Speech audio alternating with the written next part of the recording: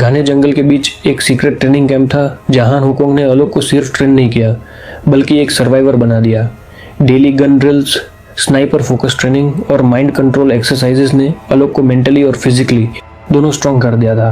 लेकिन her training के बाद एक ही थॉट उसके दिमाग में घूमता रहता था, उसके फादर की डेथ का रियल रीज़न।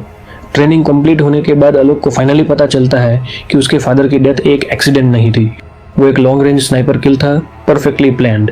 उस मिशन का कोड नेम एक ही था, रेवन। फ्री फायर वर्ल्ड का मोस्ट डेंजरस स्नाइपर जो कभी मिस नहीं करता।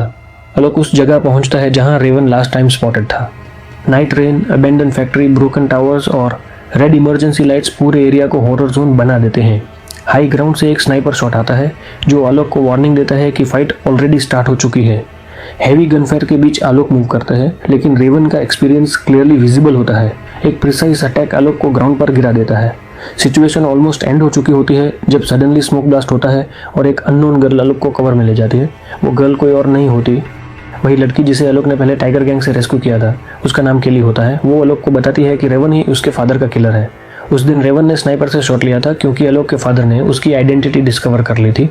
थोड़ा रिकवर करने के बाद आलोक फिर से बैटलफील्ड में रिटर्न करता है। इस बार उसका स्टाइल डिफरेंट होता है। नो रश, नो एंगर, सिर्फ स्ट्रैटेजी।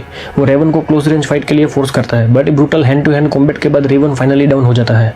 आलोक उस मोमेंट में फाइनल शॉट नहीं लेता। उसका फोकस रिवेंज नहीं, ट्रूथ होता है। वो चाहता है कि दुनिया देखे कि कौन था उसके फादर का रियल मर्डरर।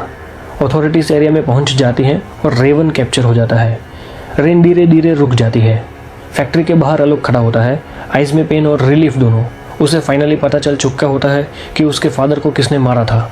ये एंड नहीं था, लेकिन एक नई बिगिनिंग थी, एक ऐसी फाइट की जिसमें जस्टिस सबसे पावरफुल वेपन होता है।